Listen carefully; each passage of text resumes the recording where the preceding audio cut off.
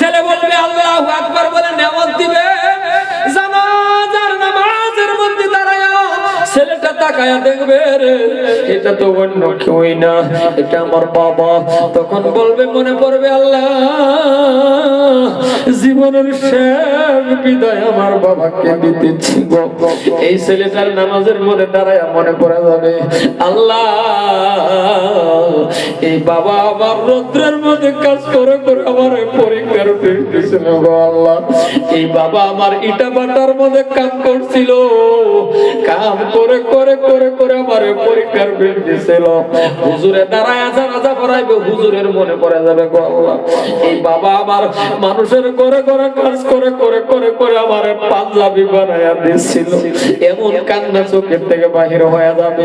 এইবার 2 নম্বর তাকবীর দিবে আল্লাহু আকবার। 2 নম্বর তাকবীর বল যখন দিবে বাবা আল্লাহু আকবার বলে 1 নম্বর তাকবীর দিয়ে নেওয়াজ করলো।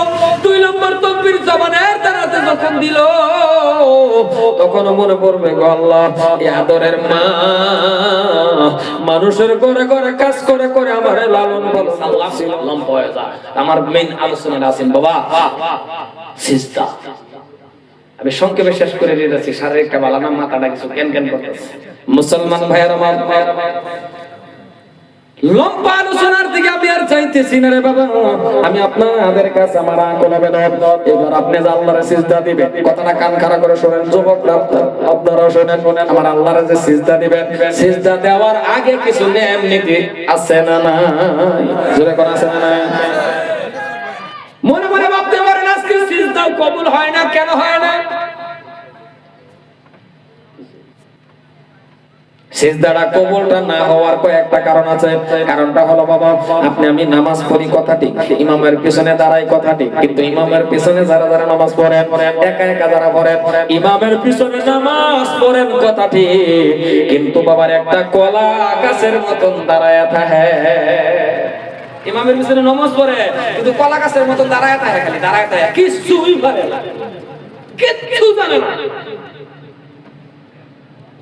এমনই যুবক খারাপ পাইেন না, আপনি যে দাঁড়াইছেন সূরা জানেন না, কিচ্ছু জানেন না, সুবহান রাব্বিল আযীম এইটাও পারেন।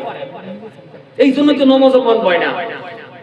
আপনাদের নামাজে মন বইতো না, নামাজ ইমাম যখন পড়বো আপনার তো মন বাইরে বা কোন হানো যাইবই না। কারণ ইমাম যখন পড়ে আলহামদুলিল্লাহি রাব্বিল আলামিন, মুক্তাদি বাবা পিছনে দাঁড়ায় আছে, ভালো করে শুনেন, সবাই কান খাড়া করে শুনেন।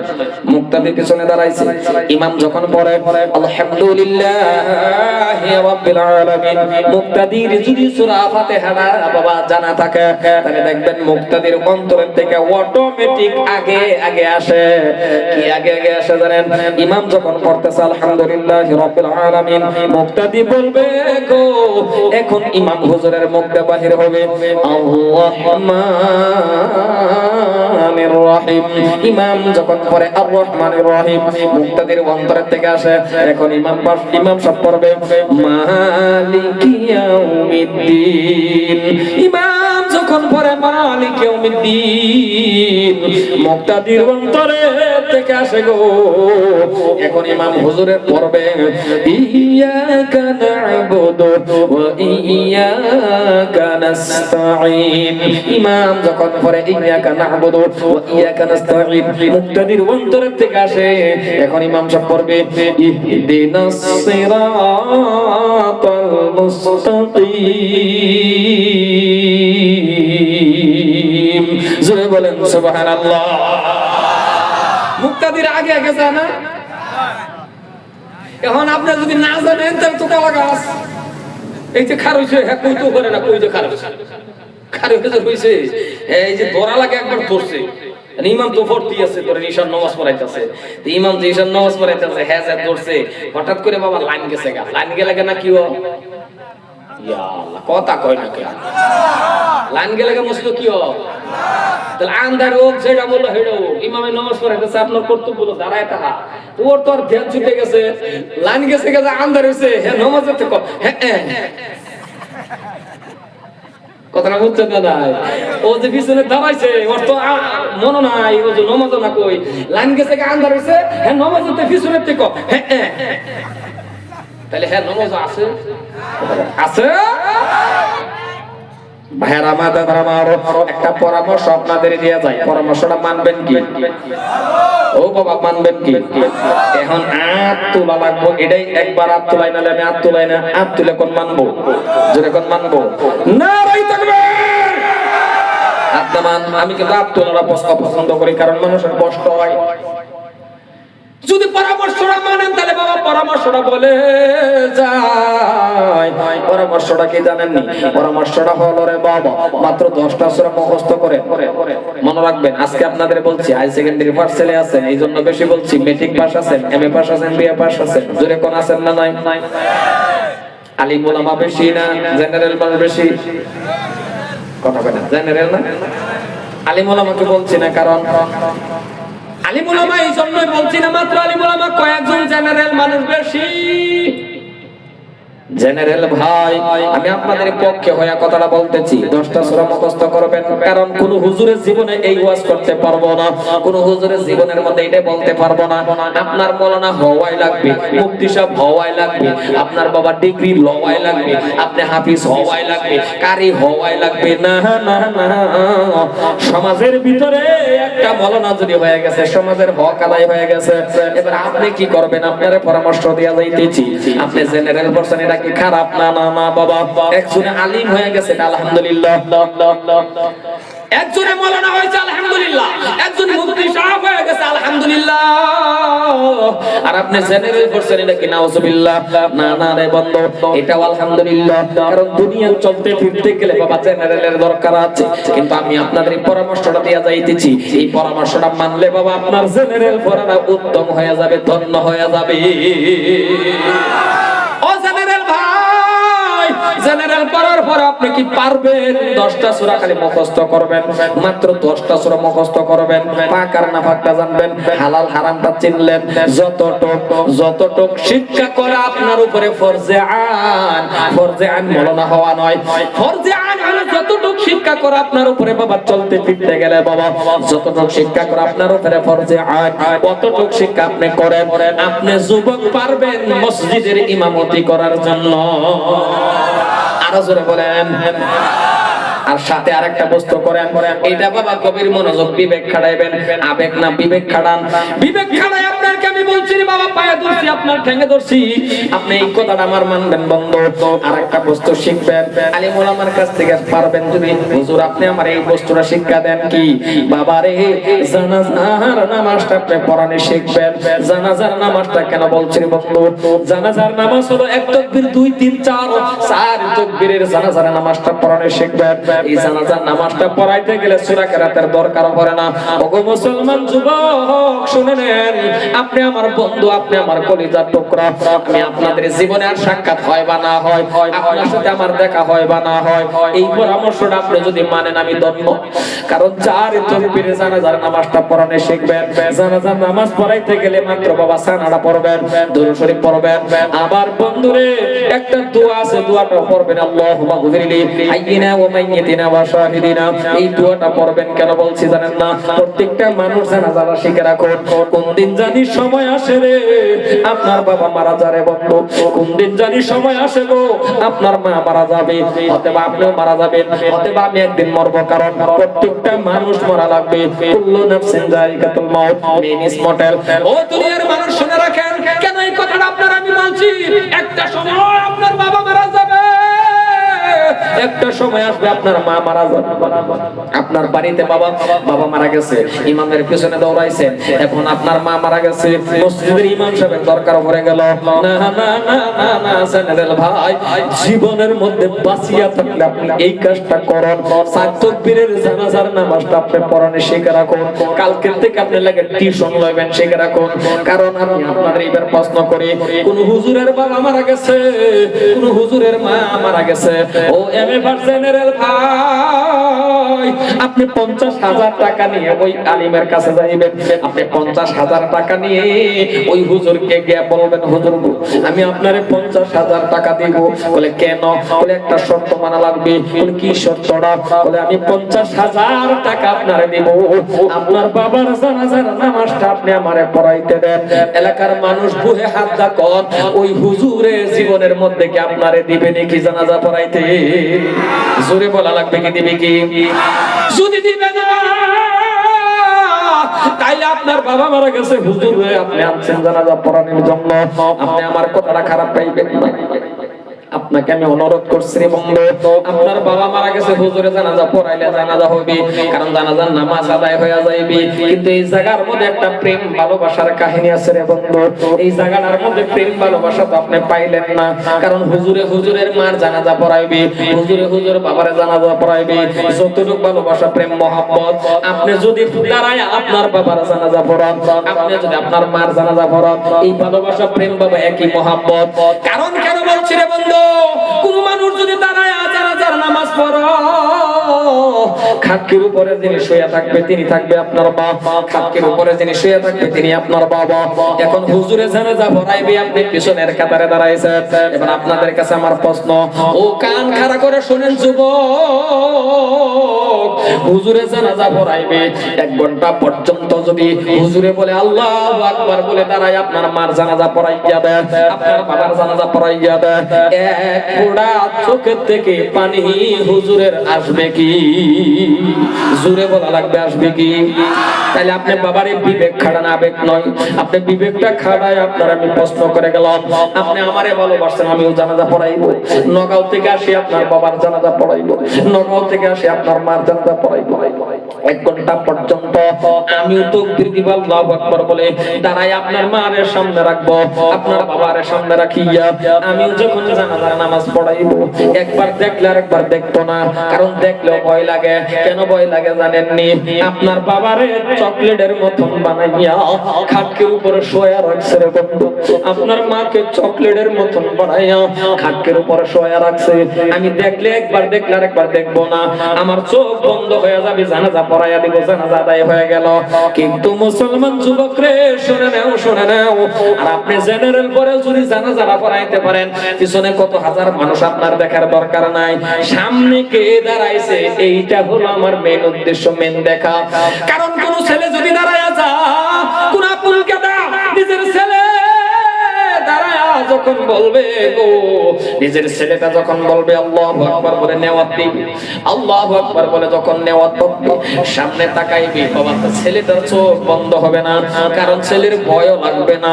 ছেলে কিন্তু বারবার বারবার খাটকের মধ্যে তাকাইয়া দেখবে, বারবার চোখের নজর পড়বে। কেন পড়বে জানেন? ছেলেটার নজর এই জন্যই পড়বে, খাটকের উপর যিনি আছে তিনি তো অন্য কেউই না, এই খাটকেটার উপর যিনি আছে গো, তিনি আমার গর্ভধারিণী মা। খাটকের উপর যিনি আছে তিনি তার বাবা। কারণ ছেলে আর বাবার ভালোবাসা আল্লাহ ছাড়া বোঝাইতে পারবো না, ছেলে আর মার ভালোবাসা আল্লাহ ছাড়া বোঝাইতে পারবো না। এই জায়গাটার মধ্যে হুজুরে হুজুরের বাবার সাথে যেমন প্রেম, একটা ছেলে আর একটা বাবার সাথে এমন প্রেম মহব্বত। যখন ছেলে বলবে আল্লাহু আকবার বলে নেওয়াত দিবে, জানাজার নামাজের মধ্যে দাঁড়ায় ছেলেটা তাকায়া দেখবে রে, এটা তো অন্য কেউই না, এটা আমার বাবা। তখন বলবে, মনে পড়বে আল্লাহ জীবনের শেষ বিদায় আমার বাবাকে দিতেছি গো। এই ছেলেটার নামাজের মধ্যে দাঁড়ায় মনে পড়ে যাবে, আল্লাহ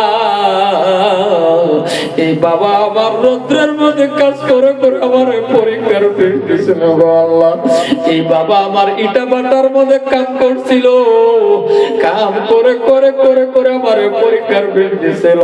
হুজুরে দাঁড়ায় জানাজা পড়াইবে, হুজুরের মনে পড়ে যাবে গো আল্লাহ এই বাবা আমার মানুষের করে করে কাজ করে করে করে করে আমার পাঞ্জাবি বানায়া দিয়েছিল।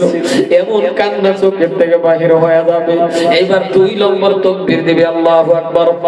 2 নম্বর তাকবীর বল যখন দিবে বাবা আল্লাহু আকবার বলে 1 নম্বর তাকবীর দিয়ে নেওয়াজ করলো, 2 নম্বর তাকবীর জবানের দ্বারাতে যখন দিল তখন মনে পড়বে গো আল্লাহ, এই আদরের মা মানুষের ঘরে ঘরে কাজ করে করে আমারে লালন পালন করছিল। এইভাবে তাকবীর দিতে থাকবে বাবা। চতুর্থ তাকবীর দেওয়ার আগে ছেলেটার চোখ থেকে পানি গড় গড় গড় গড় করে ডালিমের রসের মতন বাহির হবে, কারণ ছেলে জানতেছে গো এটা অন্য কেউই না, এটা আমার জীবনের শেষ বিদায়, আমার মাকে আমি দিতেছি গো আল্লাহ, এটা আমার বাবা। কারণ বাবার ছেলের ভালোবাসা আল্লাহ ছাড়া বোঝাইতে পারবো না। চতুর্থ তাকবীর জবান দিয়ে বাবা তার বাহির হতে চাইবে না, কারণ তার তো দিলটা ফেটে যায়, তার দিলে তো মানতেছে না, তার দিলে বরদাস্ত করতেছে না। চতুর্থ তাকবীর দিবে আল্লাহু আকবার। যখন চতুর্থ তাকবীরটা দিবে ডান দিকে বাম দিকে সালাম শেষ করলো, আপনি দেখবেন ছেলে যদি জানাজা পড়ায়া দেয় এই ছেলের চোখ থেকে পানি আসবে না, না, কারণ ছেলের ভালোবাসা বাবার প্রতি আছে, বাবার ভালোবাসা ছেলের প্রতি আছে, তেমন ভালোবাসা আমার হবে না রে বন্ধু। এইবার ছেলেটা জানাজা পড়ায়া দিছে, অপরজনে খাটকি নিয়ে কবরে রওনা করতেছে। ছেলে কি করবে দেখবেন, রুমাল হাতে দিবে, চোখের পানি মুছবে। আমার আল্লাহ পাক রব্বুল আলামিন ডাক দিয়ে বলতেছেন, এবার আল্লাহ ডাক দিয়ে কি কয়, আল্লাহ ডাক দিয়ে কয় বান্দারে তোর বাবারের সামনে রাখিয়া তোর মারের সামনে রাখিয়া 4 বার করে তুই আমারে ডাক দিছিলি, আল্লাহ একবার 2 বার 4 বার করে তুই আমারে ডাক দিছিলি। আমি আল্লাহ সবের থেকে বড়, আমি আল্লাহ সবের থেকে বড়। এই 4 বার করে ডাক দিছিস রে বান্দা, এরপরেও তোর চোখে পানি কেন বুঝেছি তোর বাবার জন্য, এরপরেও তোর চোখে পানি তোর মার জন্য বুঝেছি বান্দা। চোখের পানি তোর মোছার দরকার পড়বে না, তোর চোখের পানি মোছা লাগবে না। আমি আল্লাহর যেমন ডাক দিছ, আমি আল্লাহ সবের থেকে বড়, তাইলে আমি আল্লাহ ছোট কাজ করতে পারি না রে বান্দা। শুনে রাখ, আমি আল্লাহ কুদরতি রুমাল দিয়ে তোর চোখের পানি মুছে দিলাম, তোর মা বাবার গুনাহ আমি আল্লাহ মাফ করে দিয়েছি।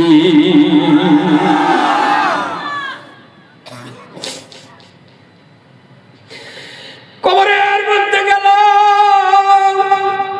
কিছু আপনাদের গ্রামে আছে, আমাদের গ্রামে আছে, কবরে মানুষ অন্য মানুষ নামে। কবর যে শুনলা খুদে, কবরটা খানার সময় দেখবেন কোন মুখ চাচারে ডাক দিয়ে, চাচাই কবর খাদে আছে না নাই জোরে কোন কবরে অপরে নামে কোন ওই মানুষটা কবরে নামছে না, না, না, ও ছেলেরা আমার কথাটা রাখবেন, আপনারা শুনেন। আপনার বয়সটা লাগে 15 বছর হয়েছে, তাও আপনি অপরের কবরে নামতে দিবেন না, আপনি জীবিত আছেন। কারণ 2টা গাদা আছে, 3টা গাদা আছে, 3টা কবরে নামেন না।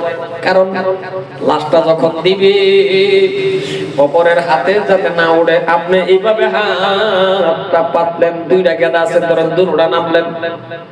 হাতকির থেকে যখন আপনার কুলের মধ্যে লাশ দিলেন, তখন তো আপনার মনে পড়বে আল্লাহ, হে আল্লাহ, বাবা আমার কুলে কাঁদে তো করতো, হে মা আমার কুলে, আজকে জীবনের শেষবারের মতন আমার বাবারে খুলে নিলাম।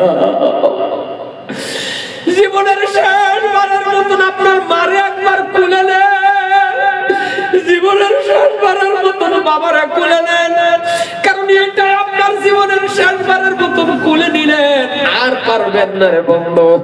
এই বাবারে কোলে নিলেন, মারে কোলে নিলেন, যত ওজনই হোক না কেন বাবা, ওজন হওয়ার পরেও আপনি ছেলে ওয়ে কোলে নিলেন, এই জায়গার মধ্যে যতটুকু শক্তির দরকার কতটুকু শক্তি আমার আল্লাহ আপনারে দিয়া দিবে।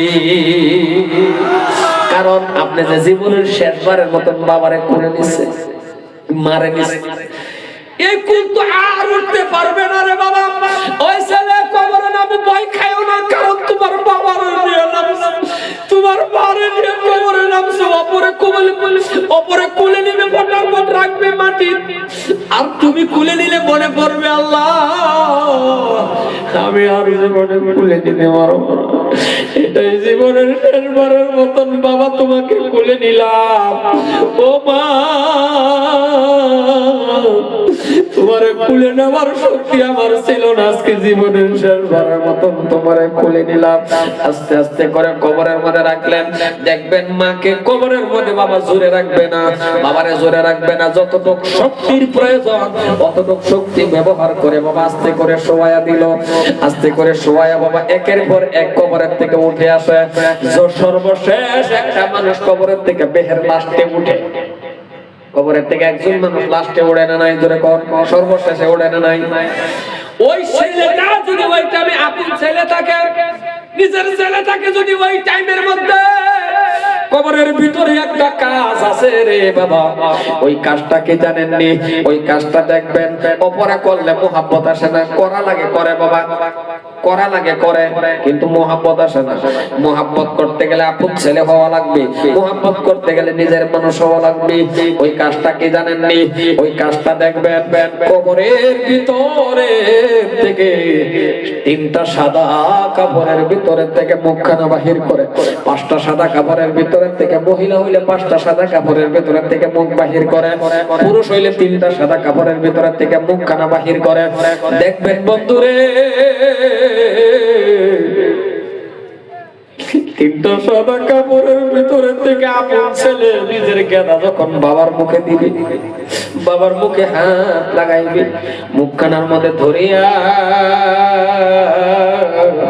আস্তে আস্তে আস্তে করে পশ্চিম দিকে কেবলার দিকে মুখখানা করে না নাই? জানেন না নাই? জানি না। মুখটা পশ্চিম দিকে করে না নাই? এই যে মুখটা পশ্চিম দিকে করবে, ওই কাজটা যদি আপন ছেলে করে, নিজের ছেলে মুখের মধ্যে ধরিয়া মুখখানা লাহে লাহে ঘুরাইয়া যখন পশ্চিম দিকে দিবে, স্পষ্ট মুখখানা সন্তানে দেখবে আর মনে পড়বে আল্লাহ, ও আমার আল্লাহ, ওগো আমার আল্লাহ। আর যদি মার মুখখানা দেখে তাও ডাক দিবে আল্লাহ, এই আদরের বাবা আমার এই মুখখানা দিয়ে কত চুম্বন আমার গানে দিছিল। আজকে জীবনের শেষবারের মতন বাবার মুখে হাত দিলাম, আজকে জীবনের মতন শেষবারের মতন মার মুখে হাত দিয়ে মুখখানা ঘোরাইয়া দেয়। দেখবেন সন্তানের চোখের থেকে পানি ডালিমের রসের মতন বাহির হওয়া থাকবে রে। কবরের থেকে উঠতে চাইবে না, লোকেরা বলবে উঠে চলে আ, চলে আ। ছেলেটা বাবা চোখে পানি নিয়ে কবরের থেকে উঠবে, অপরে হইলে বাবা ধুমধাম ঘুরাইবি আর বরাবর কবরের থেকে উঠবি। আর আপন ছেলে হইলে বাবা উঠতে চাইবে না, কারণ তার বাবাকে রাখিয়া তার উঠতে মন চায় না। জোরে বলে ঠিক কিনা? কবরের থেকে উঠে আসো। মাঝে মাঝে কবরের মধ্যে এমন মানুষ এই মজলিসের মধ্যে আছেন, খারাপ পাইবেন না, আপনার মতন বেঈমান মানুষ নাই, আপনার মতন নিমু খারাপ নাই। আজকে 10 বছর 5 বছর 6 বছর আপনার বাবা মা মারা গেছে, কবরের পাশে যান না আপনি একটা দিন, কবরের পাশে আপনি গিয়ে দেখেন না রে বন্ধু।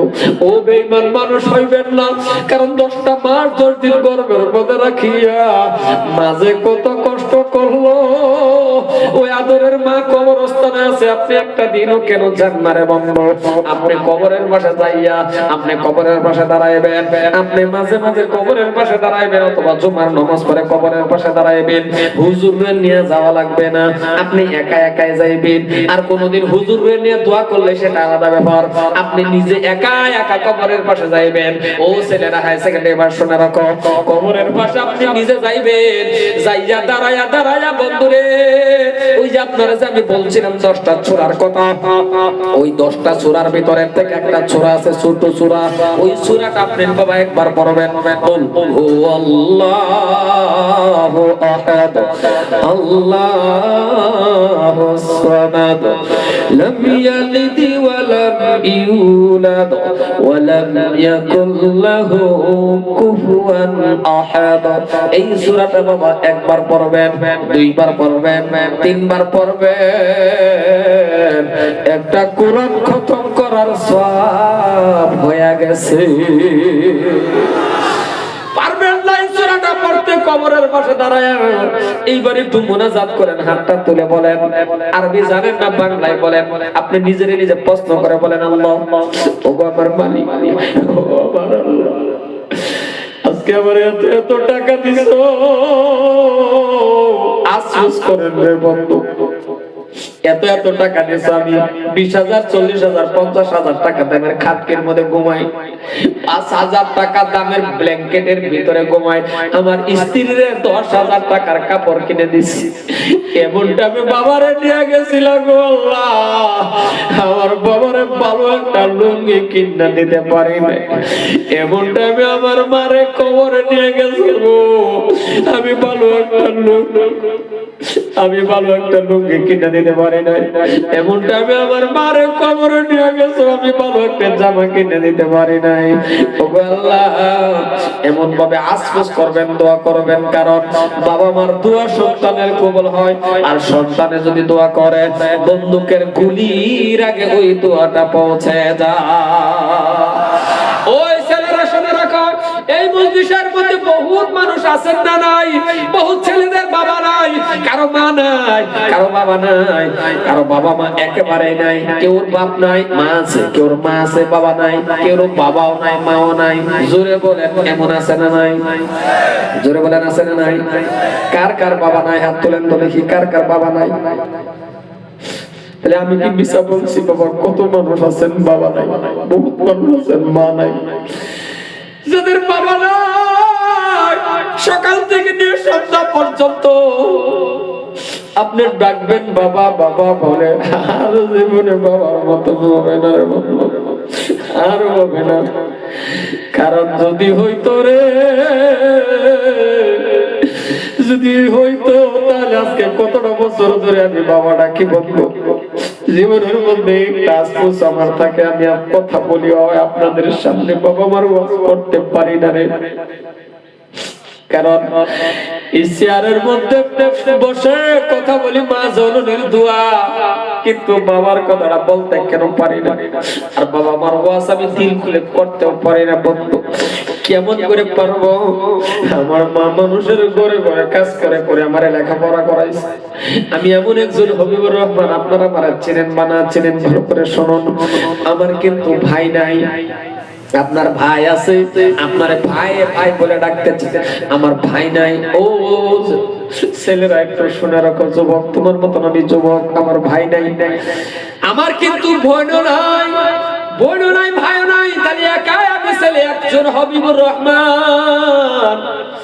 এমন একটা সময়ের মধ্যে আমার বাবা মারা গেছে, কি বলবো আপনাদের কাছে, মাদ্রাসা মা যখন আমারে পড়ার লেখাপড়া করার জন্য মাদ্রাসায় দিয়েছিল, মাদ্রাসা দেওয়ার পর মাদ্রাসা বন্ধ হয়ে গেছে, সব ছেলেদের বাবা আসে নেওয়ার জন্য, সবাই চলে গেল, আমি মাদ্রাসার খুঁটির মধ্যে, ছোট মানুষ কথা মনে আছে, মাদ্রাসার খুঁটির মধ্যে ধরে ধরে কান্না শুরু করলাম, রাস্তার দিকে তাকাইলাম, কেউই আমারে নিতে আসে না, ছোট মানুষ কথা মনে আছে, রাস্তার দিকে তাকায়া তাকায়া দেখতেছি কেউ আমারে নিতে আসে না, মনে মনে ভাবলাম কেন আসে না,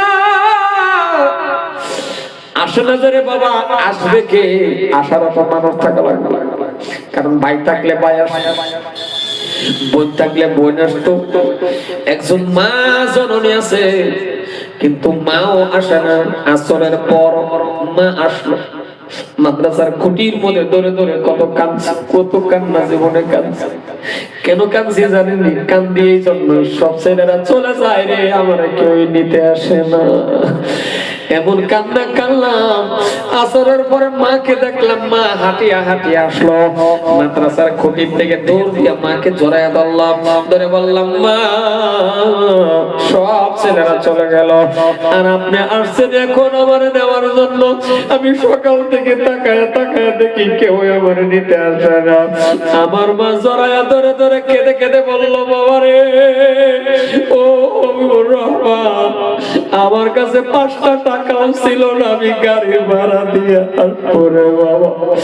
রাস্তা হাইটা হাইটায় আসতে আমার লেট হয়ে গেছে, আমি বললাম মা এত কষ্ট করে আসছেন, আমি আর লেখাপড়া করবো না। কারণ কে দিবে টাকা, কে দিবে রে বন্ধু? টাকা দেওয়ার অমানব ছিল না। 1 মাস 2 মাস 3 মাস, মাত্র বয়সটা আমার 3 মাস। ওই 3 মাসের সময় আমার বাবা মারা গেছিল রে বন্ধু। আপনারা 3 মাসের সময় যদি কারো বাবা মারা যায়, তাহলে 3 মাসের সন্তানকে নিয়ে মা কি করবে? মানুষের ঘরে ঘরে কাজ করে করে করে আমার লেখাপড়া করাইছে রে বন্ধু। আজকে সেই হবিবুর রহমান আপনাদের সামনে কথা বলতেছে। এই জন্যই বলি রে বাবা, কারো যদি মা নাই বাবা নাই, আপনি সকাল থেকে নিয়ে সন্ধ্যা পর্যন্ত বাবা বাবা বলে ডাকবেন, বাবা বলে ডাকবেন, আপনার বাবা বলবো তো কোনোদিন হবে না। কারণ খবর লওয়ার মানুষ আর পাইবেন না যেই দিন আপনার বাবা চলে যাবে, মা চলে যাবে। আজকে আমি অসুস্থ, আজকে 2 বার 4 বার 5 বার করে কল করে মাঝে গাইছে, বাবা জায়গা পাইছো। সকালে আবার জন্য ওয়াদা করছিল, কিন্তু আমি বললাম মা ওয়াদা করছি আমার জন্য বহুত মানুষ ইন্তজার হয়ে থাকবে মা, আমি অসুস্থ নিয়ে যাইব। কিন্তু বাবারে সারাটা রাত চলে যাবে মা, বিছানার মধ্যে পিঠ লাগাইবেন না। ফজর পরে বক্তব্য দিয়ে আগে বলা লাগবে মা আমি সুস্থতার মধ্যে আছি। এই দোয়াটা মা বাবা ছাড়া কেউই করবে না রে বন্ধু। আজকে দেখেন আমি আপনাদের সামনে কথা বলতেছি, পিছনে হলো আমার মা জননীর দোয়ার বরকতে। কিন্তু একটা দুঃখ মাঝে মাঝে লাগে, সেটা হলো যে 4 বার 5 বার করে কল করছে, ও হবিবুর রহমান কেমন আছো, জায়গা পাইছো না না পাইছো?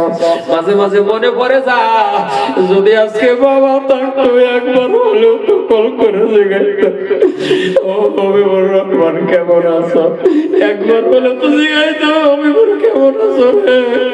জীবনের মধ্যে বাবা ডাকটা দিতে পারি নাই। তাহলে আমি একা নয়, আমার মতন বহুত মানুষ আছেন মা বাবার থেকে বঞ্চিত। জোরে বলেন আছেন না নাই? যদি আছেন গো, তাইলে ওই আদরের বাবা যে আজকে কবরে চলে গেল, মা চলে গেল, এদের কি দিবেন? দেওয়ার তো আপনার কাছে কিছু নেই। আমি আর লম্বার দিকে যাই না, অসুস্থ মানুষের ভিতরে পরে কথা বললাম, আপনাদের মুখটার দিকে চাইয়ে। যাদের মা কবরে আছে, যাদের বাবা কবরে আছে গো, এদের রূহ মাগফিরাত কামনার জন্য আমি আপনার কাছে আবদার করব, আল্লাহর ঘর মসজিদের জন্য যদি কোনো মানুষ আছেন বাবা, যাদের বাবা মা জীবিত আছে, আল্লাহ পাক যাতে হায়াত বাড়াইয়া দেন। যাদের মা বাবা কবরে আছে, শান্তি পাওয়ার জন্য, এদের রূহ মাগফিরাত কামনার জন্য আমি মুসাফির দোয়া করব। 3 ব্যক্তির দোয়া কবুল হয়, তার মধ্যে একজন মুসাফির আছেন কি এমন কোন আল্লাহর বান্দা? আস্তে আস্তে আস্তে করে টাকাটা দিয়ে দিবেন আল্লাহর ঘরে মসজিদের জন্য, মা বাবার রূহ মাগফিরাত কামনার জন্য। একটা 10,000 টাকা চাইছি বাবা। এমন কোন দরদি আছেন যদি বাবা একটু দাঁড়ায়া যান, আমি দিল খুলে দোয়া করব, হাজার হাজার টাকার মালিক আমার আল্লাহ বানায়া দিবে। এই আবদারটা কোন মানুষে যদি রাহের, তাহলে একটা মানুষ দাঁড়ান, হুজুর আমি আমার বাবা মার নামে 10,000 টাকা দান করব। আছেন যদি কোন আল্লাহর বান্দা একটু দাঁড়ায়া যান।